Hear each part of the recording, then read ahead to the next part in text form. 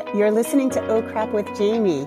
This is a podcast for parents working hard to break the cycles while dropping the F-bomb a lot. I'm your host, Jamie Glowacki, and I am the author of Oh Crap Potty Training and Oh Crap I Have a Toddler. And I am so happy you're here. Hey guys, welcome. All right, I want to talk some more about food.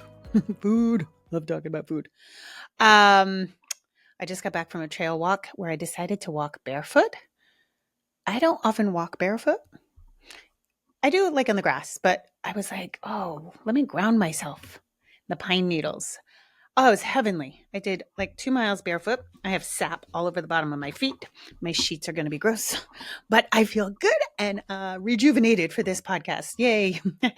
So I've been talking a lot about food and not overthinking food. And I do a weekly email. If you're not on that, you can sign up on my website, and I'll try to remember to put a link in the show notes, which I always forget to do. And so I asked in my email a couple of weeks ago, I asked like, hey, do you guys know how to cook? Because I feel like when I talk about food, I feel like I'm almost experiencing a generational difference. So I'm 57, Gen X, squarely Gen X. My mom was squarely boomer. Her mom was squarely Depression era. We didn't have like a lot of prepackaged food. The hostess was making snacks. Kellogg's was making cereal, but it wasn't like a part of our lives. And as far as I know, it wasn't a part of like a lot of people's lives. You know, it was new on the scene. And moms really seemed to know like, yeah, we shouldn't really be eating those. At least, I don't know, at least the moms that I came into contact with and my mom's friends. And I think they were just perfectly average. And they were expensive. And so I just didn't grow up with snacks like that. Like we just had a piece of fruit, always seasonal. Food was grown closer to us. I remember even cows, like our cows, we didn't have the huge factory farming that we have now. We didn't have huge monocropping. So even the markets didn't have such variety. We didn't have candy the way we have it, the chips, the crackers, all that. We actually lived not next door, but we lived in the same town as a potato chip factory. So like once a month we'd get a box of potato chips, and it'd go stale like halfway through the month. And that was like a big deal if my mom put that in our lunch. So, and I learned how to cook, but it's not like my mom and I have like learned how to cook. Like we didn't have these like fabulous mother-daughter Sundays where she showed me how to do things. It was more like there was always hot food on the table and we took part in that. And my mother, in formative years, my mom was time poor and my mother was financially poor. So we were starting dinners at 11 years old, or 12 years old. We could put things in the oven while she was at work. She would often have us throw in a roast or attend to something in a crock pot. And she knew how to stretch a dollar and she knew how to make time. So when we talk about food, I want to talk about those things because they're like the ultimate time-saving devices, right? That we're not really utilizing in our busy lives. So it's come to my attention because I'm talking so much about food and eliminating snacky snacks and cooking real food. And I realized a lot of people had been contacting me, DMing me, that they don't know how to cook. So I sent out an email and I was like, all right, you guys, where are we at? Do you guys know how to cook? Do you guys know, do you need meal ideas? And the response was overwhelming. And I love it. Okay. I love when you guys respond, especially if I ask you for feedback. It was overwhelming in how many people needed help and ideas. And it ranged a huge gamut of people who just don't even know how to roast a chicken to, people really, giving me a lot of information, a lot of specifics, and like what works for their family and what doesn't. Now, so I'm going to go over the broad strokes, some very broad strokes. And I'm not doing meal planning. Like I think a lot of people responded almost like, yes, I need meal ideas. I have these allergies. My husband doesn't like this. My son doesn't like that. I'm not going to do meal planning for you guys. I can't know possibly what all your families like. So what I want to do is give you a framework and a structure for making meals easier. Okay. But first and foremost, I want to read verbatim. For most of this podcast, I'm going to take like amalgamations of people's replies. I have aggregated all the information and replies and gotten some broad strokes, but I do want to read one part of one email verbatim because I really think it's important and it encapsulates a lot of what's happening. After writing an email of like her particular issues, this mama said, "This whole thing makes me feel stressed and pathetic because obviously people throughout history have found a way to feed their kids, and we shouldn't be struggling this much with it. But my mom was a stay-at-home mom who cooked us whatever she felt like without ever feeling guilty. And I think this might be just a thing I need to work out in therapy and get over. I'm not sure if it helps you know where to start, but I can't be the only person who feels this way." No, mama, you're not. And I would venture to say that most of you listening also can feel this way. And what really struck me was, yes, for generations and eons, we have been feeding our kids. So what the hell happened? And like she said, her mom cooked dinner, put stuff on the table. She didn't consult with people. She did not ask everybody their opinion. This was dinner, and dinner is served. So one of my favorite people to work with is Kate Pope. She's been on this podcast. She's the wild nutritionist. I always recommend people to her if you are really interested in fixing root cause picky eating, even severe picky eating or skin issues. You need gut microbiome balancing, and she is wonderful for that. But Kate Pope really, really pulls into mom's authority over children's health.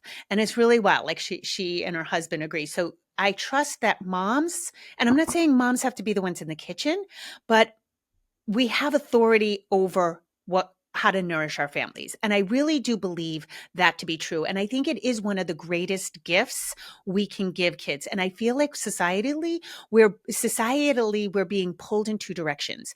No, I'm not going to be barefoot and pregnant in the kitchen. Being in the kitchen somehow has taken on that quality, like that you're submissive and in the kitchen and, that's all you're good for. Or or nothing at all, right? And so we feel this pull of, I don't want to be in the kitchen. I want a career. I wanted this. I want to be out on the weekends. I don't want to be stuck in the kitchen. And yet, what do we want more than anything? We want our kids to feel nourished and full. We love seeing them eat, right? Food, I don't think food is love. And I think equating food with love gets us into trouble. But when we nourish our families, I think that equals love. Yes, I think when your kids eat your cooking and you can tell that it hits their bodies, and when you've made a really delicious meal that like satisfies. And when I say delicious, I don't mean elaborate. I mean nourishing and like, I love salmon raw. I just had raw salmon and then I crisp up the skin. I feel almost high because I can just feel like the vitamins and salmon just is so nourishing. The vitamin D, the salmon skin, so many nutrients. Okay. And that feels wildly different than if I shove some snacky snack that comes out of a package that is produced in a factory. That is a different feeling. Okay. And so as moms, I think we're torn between this, right? We're eschewing this whole like be in the kitchen, but we want the results of having been in the kitchen. So we're at odds with this. Now, I think the other thing is that one thing that has happened in our society is we have decided to put food last. It is now backburnered. Food is the thing we have to squeeze in, where I think food should be the foundation of everything. The kitchen is the heart of the home. I feel like a good meal is the way you start anything. How can your kids go to sports if they're eating? If your kid's living on prepackaged snacks and Gatorade, that's not setting up an athlete for good. Obviously they can burn the calories. I'm not concerned about that. I'm concerned about nourishment. Yes. Eating in the car, terrible for digestion, right? And so we've set it up that food is the absolute last, but we want to do all the other things except feed our kids. And that backs us into a corner of having to eat takeout or shelf stable food all the time, packaged food all the time. And definitely both those things have their place. But for that to be daily, somebody commented on Instagram that they have two small children. Mom works, dad works, and she wants to cook every night. And every night she fails, and every night they order takeout. That's a lot. That takeout's terrible. You don't know what's in your food, right? But the other thing is the expense in this economy. And I don't care how much money you make, like every time you donate out, put that money in a Roth IRA for your kids, and then set them up so that they'll be a millionaire at 40. That's a great place to like save some money. But also, are you actually, when you're ordering takeout, I think takeout or restaurant should be almost like that's where you try the recipes. That's where you get the elaborate food. I eat out. I just was realizing I eat out like once every 3 months, maybe. And it's for an event. And that's where I'll get something elaborate that I'm not making at home. At home, I eat ground beef with fermented vegetables on it. That's it. Okay. And so I think that's part of it is this like, yes, for eons, people have fed their kids because for eons, food was the most important thing up until about, I want to say like maybe the last 10 or 20 years, food was absolutely the most important part of parenting, right? Nourishing your child. And somehow now, because of all these other offerings, and a lot of this is marketing, you guys, and I hate when marketing works. I hate when it can like brainwash people into thinking food should be convenient. Food should be easy. Food should be uniform. Food should be on the go, right? Because you're busy, because you're a socialite, because you've got things to do. How sad is that? Like that, I think that is sad that we've come to this place in our society. And I've said this on numerous podcasts. If you are single or both parents have tough careers, work till 5 or 6 o'clock, you don't, that is whether it's a choice or not a choice, it doesn't matter. You have to eschew with more activities. You have to give up more activities so you get to spend time with your kid. So you get to cook meals and be with your kid in connection in the kitchen at home, right?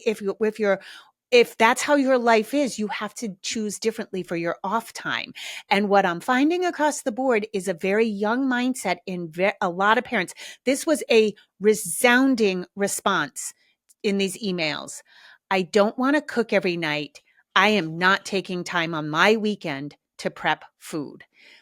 So I don't know what to do then, right? If you don't want to take time to prep food, but you don't want to cook every night, which I understand. I don't think anybody should be cooking every night. I think that's a lot. I think you should be assembling. I think you should be reheating, but I don't think everybody should be cooking from scratch every night, especially if you work or are single. Okay. But then something's got to give. Okay. Because otherwise you will be ordering takeout or a lot of prepackaged food, which will decline your health will decline and behavior will decline. Absolutely. So on that note, let's start there. So again, a lot of times what we're looking at is either, I think we just have to be better at being poor, really, whether that's time poor or actually financially poor. In this economy, I think a lot of people are poor. I mean, a lot of people assume that I'm an author and I'm rich. That is not the case. I wouldn't say I'm poor, but I definitely know how to stretch a dollar. And I definitely learned from my family how to stretch a meal. So I think those are important skills in a shitty economy. And I personally, I've always taken time on Sunday. Sunday was always my day, my putter day, and I would cook. And I would cook, casserole meals that can be portioned out and frozen. So those, quiches that can be frozen. So here's the framework I want to give you. You don't necessarily have to cook huge meals, okay, to batch cook. So a lot of people said, I don't want to stay home on the weekends to cook. Okay. Then maybe one night, if you're serving, say, lasagna, you make a lasagna, you make 2 or 3 at the same time. Minimal extra work. Now you have frozen meals for later, next week or something. Okay. So that is a possibility. If you're making soups or chili or stew, can you double the recipe and freeze half of it?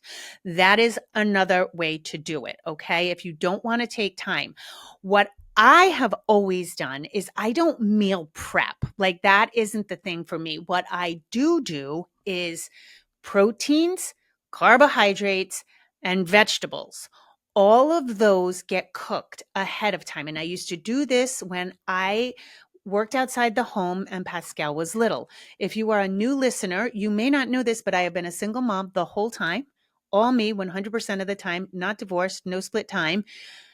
And of course, I've worked full time. And I am not a trust fund baby. I am not independently wealthy. I work. I don't sit on my ass all day. I sit on my ass a lot more because of podcasting. So I've always had my back against the wall. The idea here, guys, number one, not to overthink food, but to create a system that makes your life less exhausting. Okay. And so if that means taking 6 or 7 hours on the weekend to prepare some food so you have a good stress-free week in which you get to connect with your kids every night, you don't feel the pressure of cooking meals, I would say that's an excellent investment in time and energy. Okay. If you don't want to miss out on things, I hear a lot of parents talking about FOMO and not missing out. And I'm going to be very, very strict with you right now. FOMO is for teenagers. FOMO is not for grown adults. You are now the adult. You are now the parent. You are in charge of little human beings. Okay. So to have FOMO and not want to miss out on anything that everybody's doing, you will absolutely 1000% be stretched too thin, which will make you a worse parent. And that is a hard truth. So part of being a parent is being an actual grown-up and making choices that may be shitty in the moment, but make your life easier. If your week is leaving you crashed out, so your weekend has to be just like get me out of the house. I want to eat out. I don't want to do anything. Then you need to reevaluate your life. Like seriously, okay?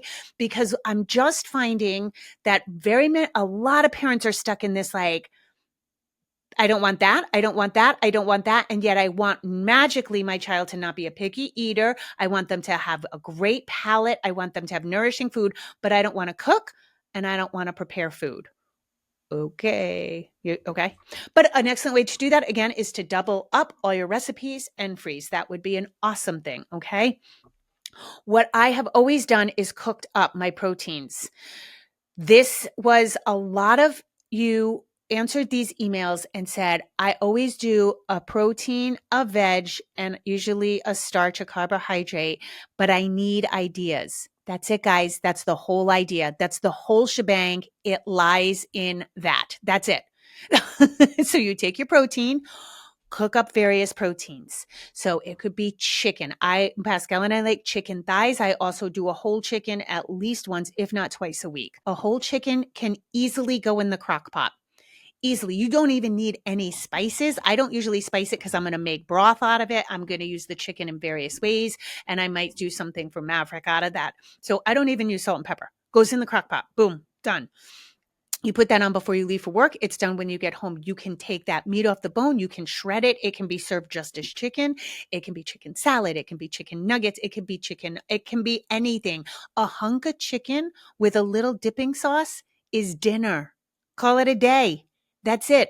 Okay. I think what is happening is people are thinking not just elaborate meals, but that everything has to be a recipe.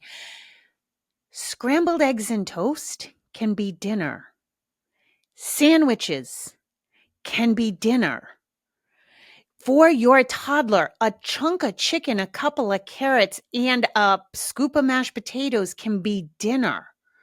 Protein, vegetable, carbohydrate, fat. That's it. Guys, that's the secret sauce.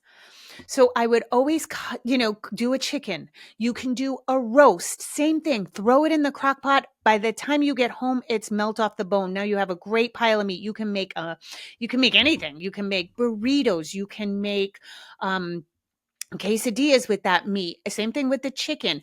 I always do 2 pounds of ground beef with taco seasoning. That just lives in a bowl. Pascal can make burritos. He can make, quesadillas. He can make taco bowls. He can just have it on the side with something. I do that too with ground turkey or ground chicken.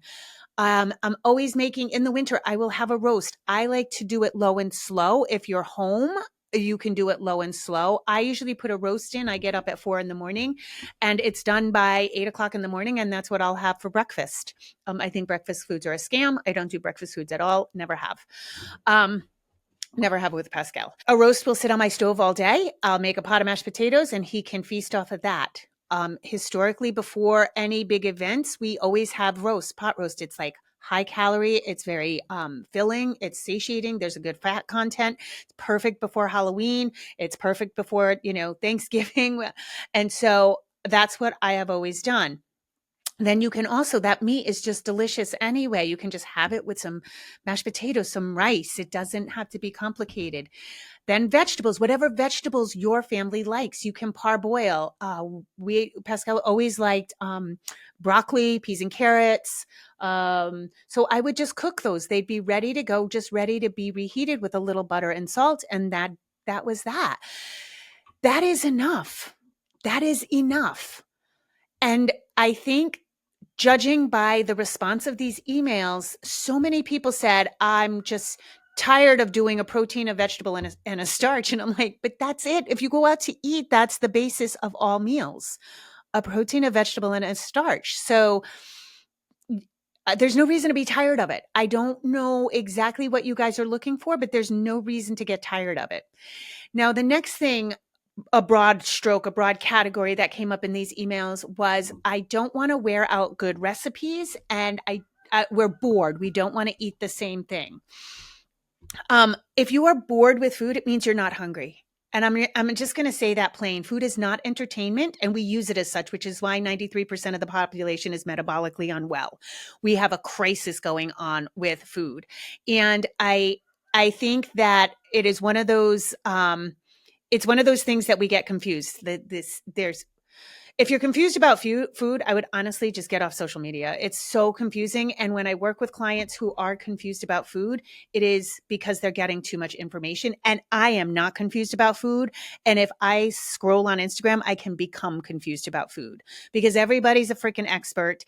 And the reality is we just need protein. I don't particularly go for starches, protein, vegetables, and I'm fine. Okay.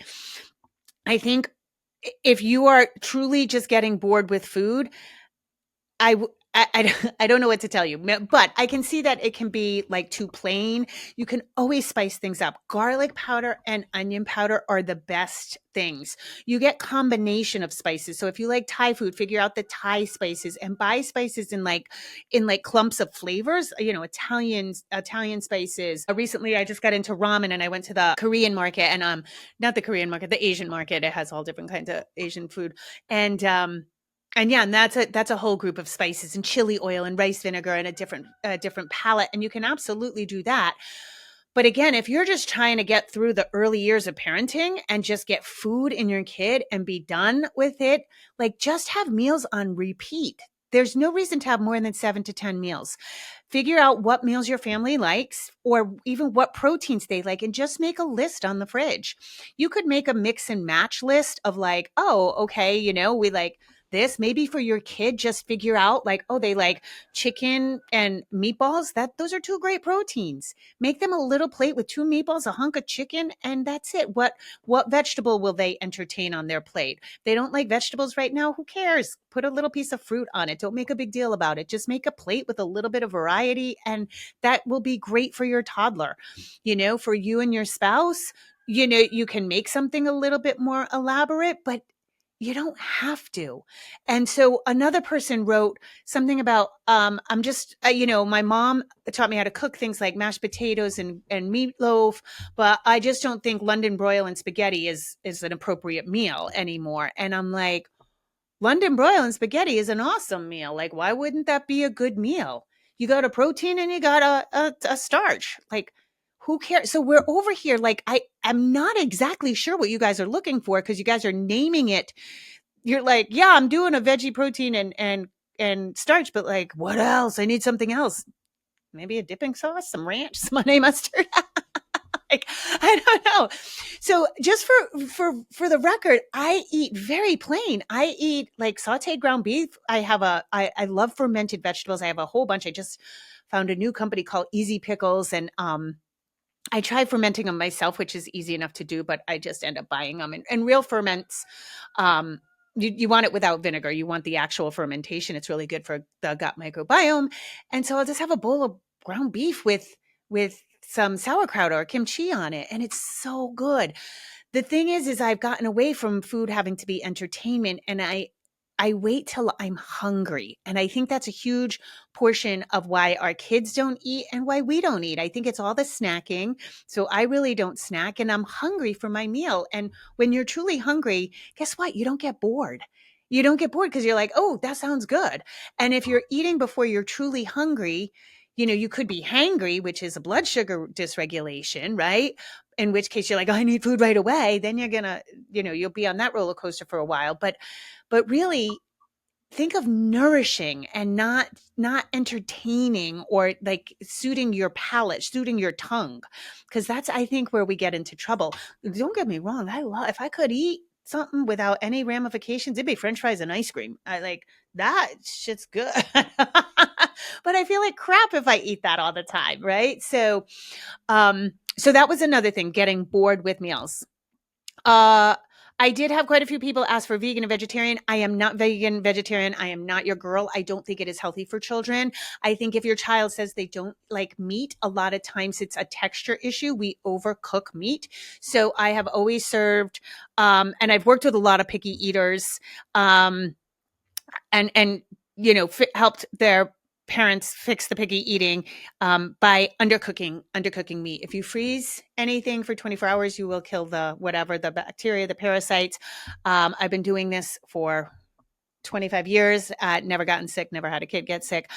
Salmon undercooked or raw is a totally different animal. It's so tasty. It's silky. It's so smooth. Meat, I would always help kids learn to eat raw meat because it is, it's the texture is so different and it's so much more flavorful and it's so easy for them to chew. So a lot of times the meat is prepared so well done that the kids have to like chomp on it, get stuck in their teeth, and it's a very unpleasant experience. And so very often that's what's happening. I think the human body needs animal meat and saturated fat, and I think particularly children for brain development and good digestion. You are free to disagree or unfollow me, but I don't have any suggestions because I don't think it's good for children. And I see so many clients with poop problems from vegan and vegetarian kids. They just get too much insoluble fiber. Their bellies are distended. Their colons are distended. It's just not for me. So I'm sure you can find lots of other people on Instagram or whatever to give you examples for what you might be looking for.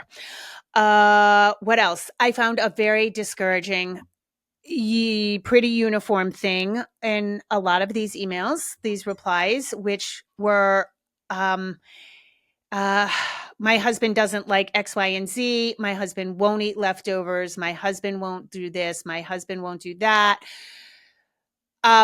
Ladies, if you're catering to your husband in that respect, like, yes, I think it's good to, when we love somebody, to take their likes and dislikes into consideration, of course. But I want to remind you, your mom probably put whatever she wanted on the table, as that one woman wrote, right? And that one mom. To have a home cooked meal for you and start complaining about that is odd for me as an adult. But also, if your husband is that fussy, then your husband needs to be cooking and helping prepare. So I don't think it's fair that you might have, 2 or 3 kids under the age of 5 and you're catering to a grown-up's testy palate. That doesn't seem fair at all to me. I also just thought it was very discouraging to hear. It doesn't sound like a partnership. It sounds like more work on the mom to work around dad's likes and dislikes. And that seems like an awful lot of work. So do with that what you will. But I was pretty disheartened and shocked by the amount of replies that did say something along those lines. And it does sound like the parents are drowning. So, and then the last thing was the picky eating. I have done a couple of episodes on picky eating. I will try to remember to link those in the show notes. Picky eating is way on the rise, you guys. It's a crisis, and our kids are hurting. Their behavior is hurting. Their health is hurting. I fear. Sometimes I get so bummed out about it. I start crying. I have to purposely keep myself grounded. Our kids are going to die before us. Like the way we are literally giving them just junk. And I know there's so much to this conversation, and I know, a lot of people talk about neurodivergent. I know that RFID is a thing. RFID is extreme picky eating with different parameters. It's quite a different animal. I know that exists. I also know that a lot of people are like, oh, my neurodivergent, my kid has ADHD, my kid is autistic. You don't understand. I don't understand because I'm not a mom. My child is not autistic. My child does not have a diagnosis. What I do understand, though, from my work is that eating well, it's worth pushing the envelope because it helps symptoms, whatever your child's diagnosis. And I'm not saying that food will cure autism or cure ADHD or anything like that. I'm not saying that.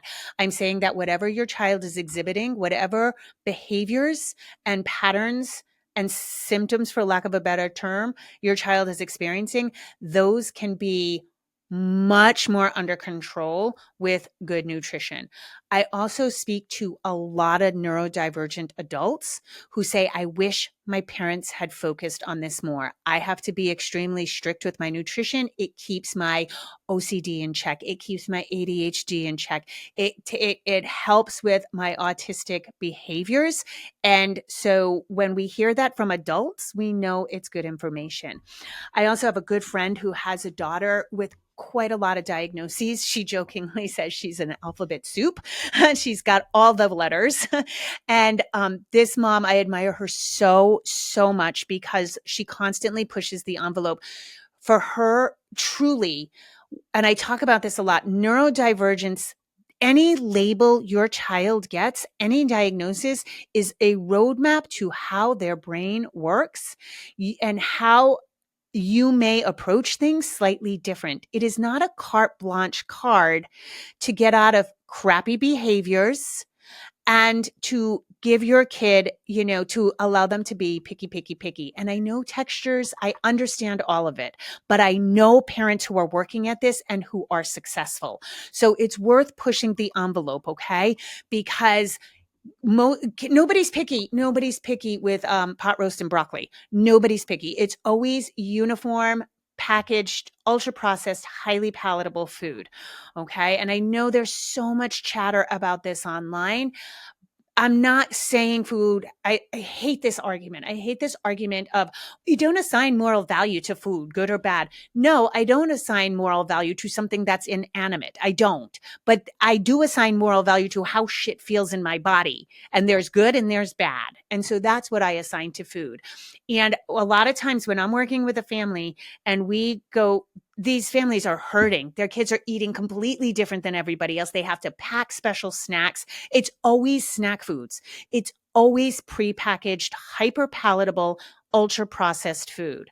And I say to the parents, okay, what if you ate what your child eats in a day? Bigger portions because you're an adult, but what if you ate the same quality of food and they're like, oh my God, I'd feel awful. And yet somehow we have no problem giving it to kids because we're so busy. I think this is the thing. And I'm not saying you're a bad parent.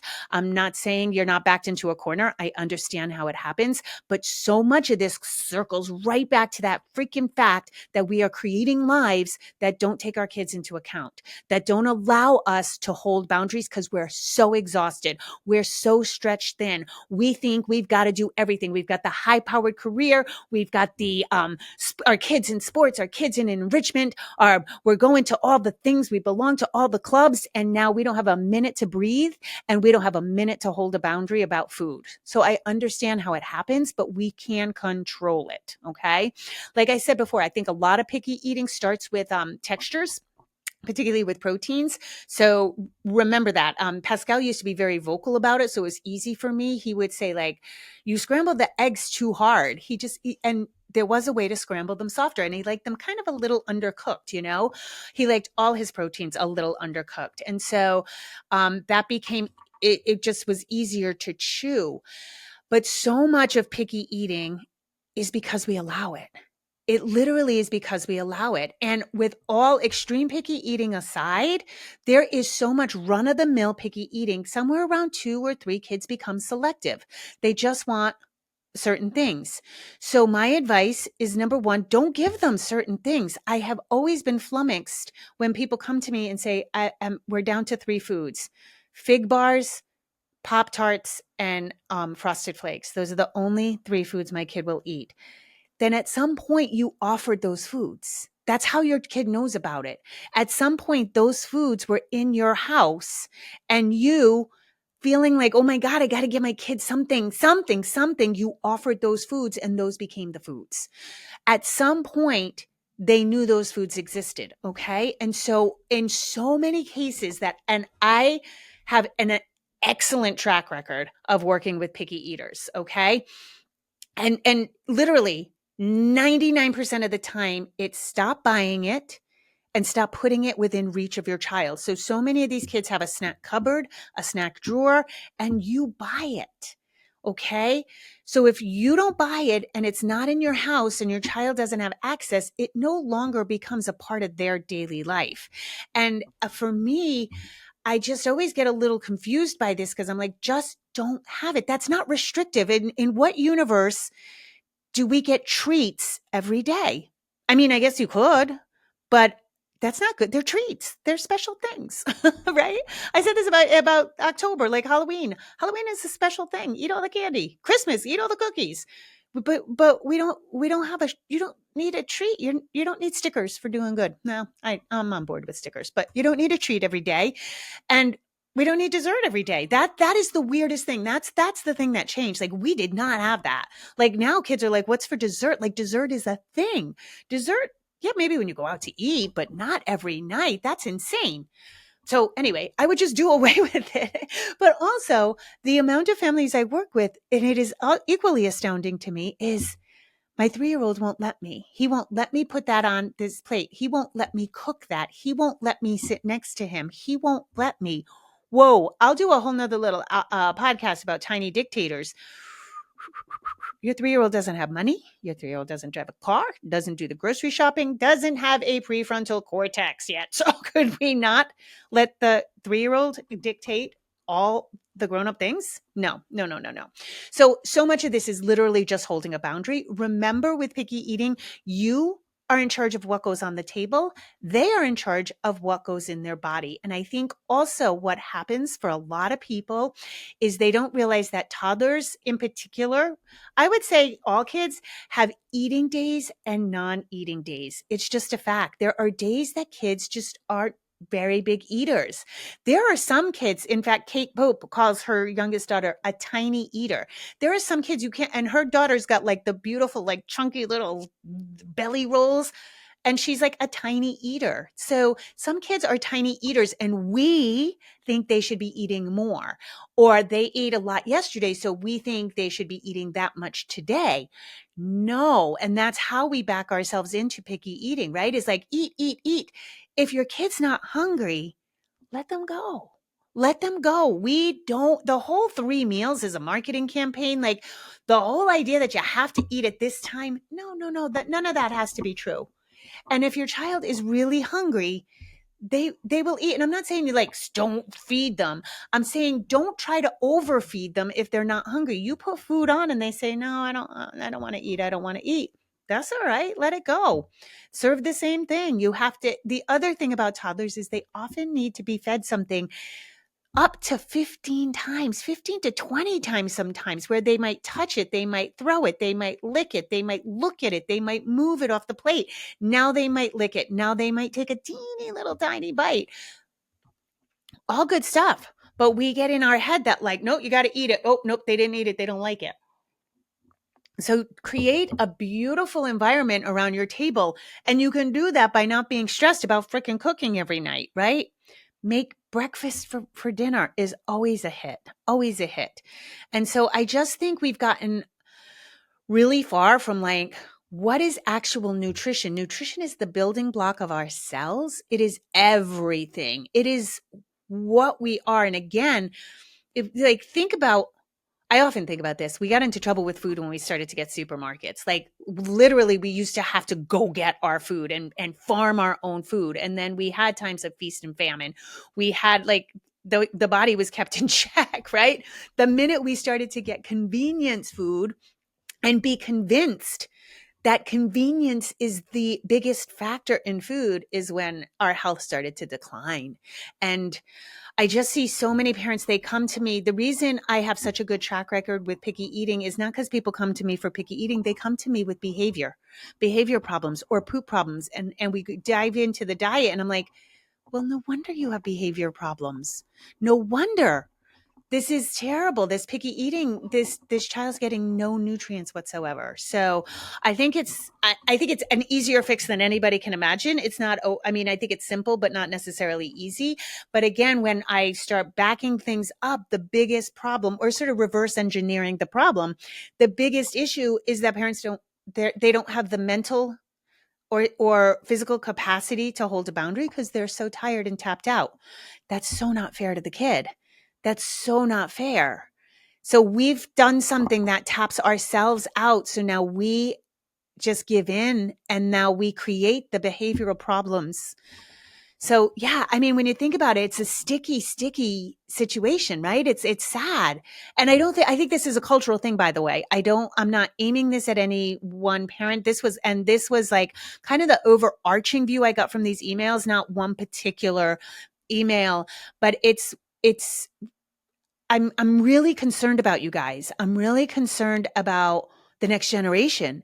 And I'm concerned about your mental health. I'm worried about your anxiety because all of these things are just like piling up, but yet we continue to dig our hole deeper and deeper and deeper. And I see this a lot on social media about meal planning, about food, about sitting and having, making nutrition sort of the basis of our lives. And parents will say, well, I have FOMO. I'm not missing out on anything. So I'd rather just eat out or eat in the car. And I think that is just incredibly sad. And I'm again going to be very, very honest with you. That is a young thought. That is a teenage wound. You're an adult. You don't get FOMO. You make the choices that are right for your family. Okay. And so if you do feel like you have FOMO and you need to be at all the things, I would seriously, if you have a therapist, investigate your teenage wounds, because that's something that has to do with like popularity, gossip, knowing what everything's happening. It's definitely, it's a fun thing to say on social media, but it's not cool. It's a teenage girl thing. Okay. So those were the overarching things. I think, remember, all you need is protein, fat, and carbohydrate. Like that, if nothing else. Everything else is icing on the cake, okay? You don't have to think elaborate. It does not have to be recipes.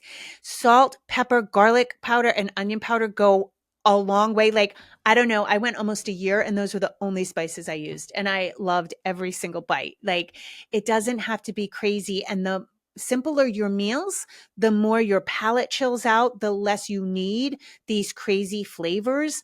Like, I went looking, I don't often chew gum, but I wanted to chew some gum. And the gum was like more flavors, flavor burst and flavor excitement and flavor this. And I was like, how about like flavor less? Because I have a pretty simple palate. When we do away with the palatable ultra processed foods, our taste buds change. Then things do taste better. Plainer things taste better. So all food for thought, but I think you guys are doing better than you think. Okay. And it can just be so much simpler. Bring it down a notch. It sounds to me like everybody's looking for like this creative from scratch, all the things. I love from scratch. And when I have the time, I like nothing more than serving a simple meal. But yeah, I'm thinking about putting together a short like video series, video course to like show how to stretch meals, like, how to roast a chicken, if you roast 2 chickens at a time, guys, you're going to have meat for the rest of the week. It's freaking awesome. And again, it can be made into so many different things. So yeah. All right, guys. Thanks for hanging in there with me on this one. And as always, I appreciate you guys listening, and rock on and put your phone down. Okay, bye.